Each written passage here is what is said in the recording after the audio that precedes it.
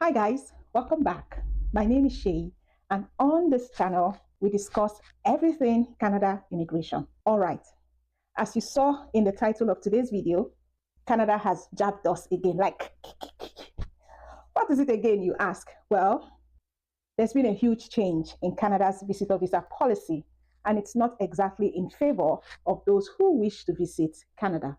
It is major news for anyone who hoped to have Canada's famous 10-year multiple entry visa, which allows unrestricted multiple visits to Canada. So before now, if you apply for a visit visa, you are sure to get a multiple entry visa for the entire validity of your passport, up to 10 years. It was lovely. And many people were getting visit visas of 3 years, 5 years, and even up to 10 years. This way, you could visit Canada multiple times over the validity of your visa. Not that you can stay in Canada for 10 years at a stretch. Now, it's looking like Canada wants to take that option off the table.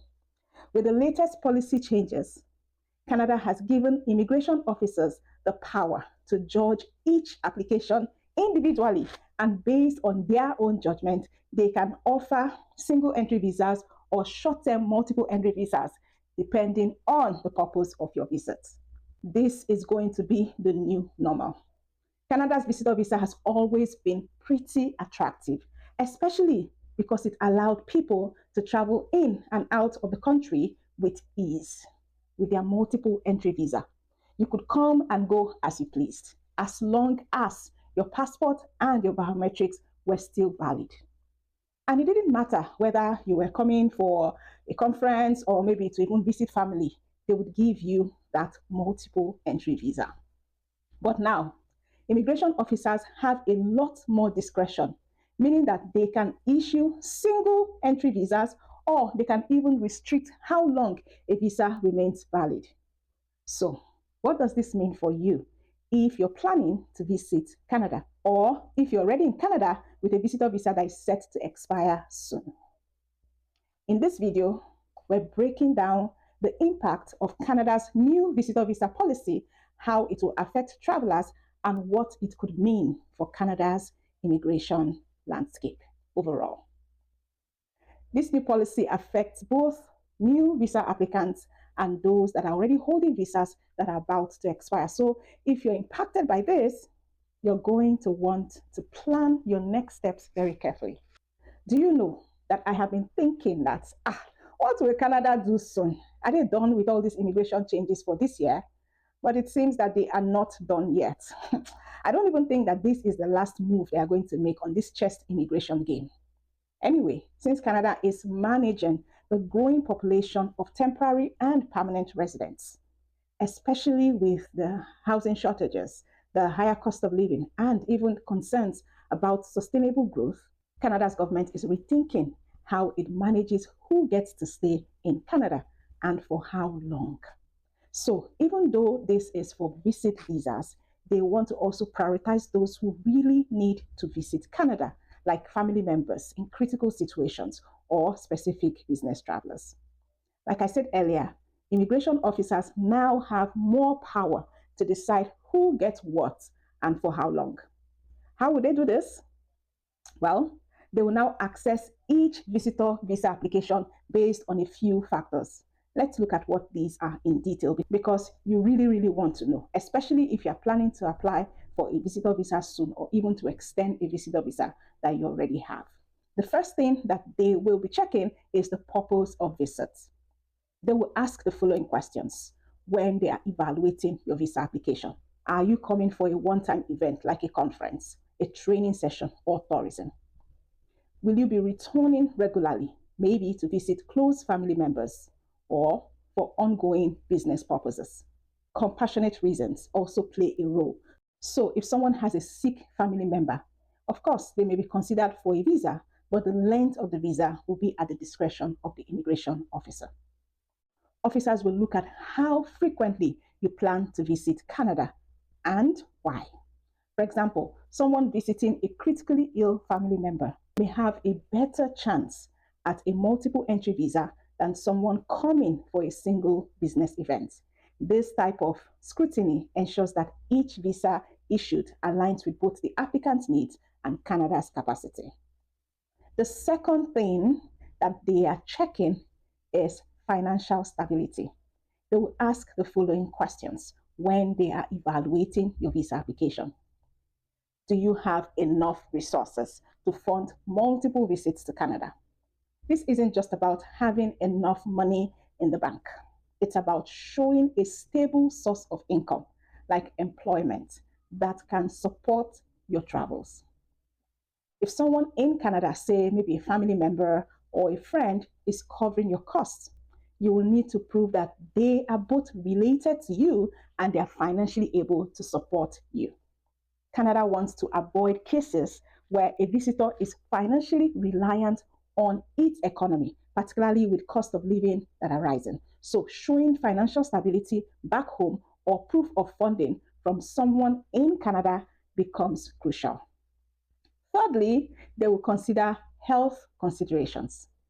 If you're visiting for medical treatment or you have a health concern, you will need to demonstrate that you have the resources to handle your medical needs while in Canada, such as a health insurance plan that covers your stay in Canada.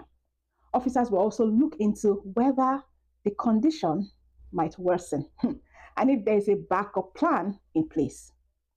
Health concerns are becoming a more significant factor, especially as Canada tries to keep its healthcare system accessible. Showing that you're covered for potential health needs while in Canada is a big plus for you. And then other factors that they will consider include, well, strong ties to your home country, like a stable job or family commitments back home can make a big difference in your application. The stronger your ties back home, the less likely you are to overstay. Have you traveled to Canada or other countries in the past? If you have demonstrated respect for visa conditions, it could work in your favor. If you have previously been refused a visa, whether for Canada or elsewhere, it could raise questions about your eligibility. Officers look at your travel history and your connections outside Canada to gauge your likelihood of overstaying or returning back home once your visa, of course, expires. In cases where a visa is granted, it may not be for the full 10 years that we've become accustomed to. Officers can now issue a visa with a shorter duration based on several considerations like we just discussed. So if you're planning to come to Canada on a short-term purpose, like if you're here on business for a quick one-time project or even a conference, you may get a visa that aligns with that specific time frame. If you have any political or economic conditions in your home country that makes your country unstable, officers may consider issuing shorter duration visas. This allows Canada to manage visa durations more strategically based on individual circumstances and the larger political and economic concerns. For regular visitors like grandparents or family members who frequently travel to Canada, this could mean adjusting your travel schedules. You'll now need to be even more strategic, applying well in advance and being prepared for shorter or even single entry visas. Funny enough, these are the same conditions that they were using to consider or to evaluate visitor visas in the past. The conditions don't change. The only thing is that now they will be more stringent and they will have the power to make judgments in terms of giving maybe single entry visas or maybe shorter term visas that are not valid for up to 10 years or even valid for the period when your international passport is valid. So this is what is changing. Okay, so now this announcement was one that I wasn't expecting because I actually did think of visitors visa, but I didn't know what Canada could do regarding visitors visa. They can't stop people from visiting visa, and I thought that the only thing that they would do is probably to reduce the number of people who could come into Canada as visitors. But this one of actually reducing the term, of the validity of visas is, well, it's a smart one.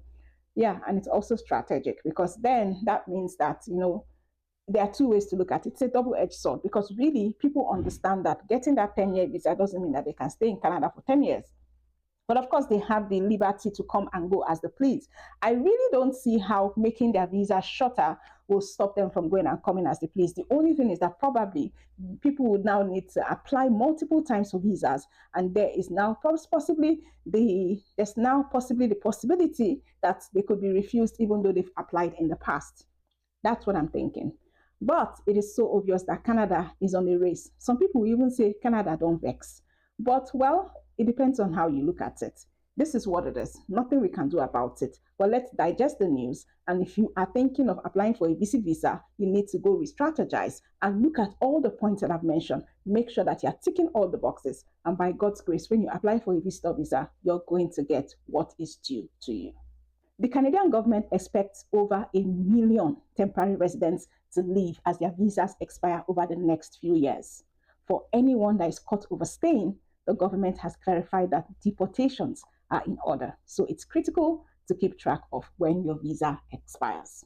Again, I want to reiterate, as I have done in previous videos, Canada's immigration system is evolving rapidly. And this visa change is just one aspect of that change.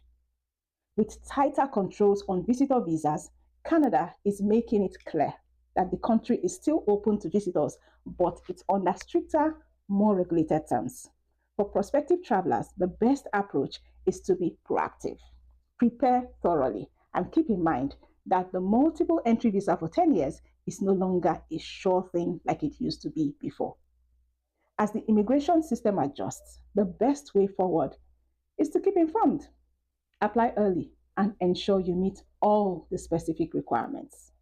And if you're wondering if Canada is making a mistake with all these recent policy changes, check out this video here where I talked about why I think that Canada just may actually be making a mistake. I'll see you in the next one.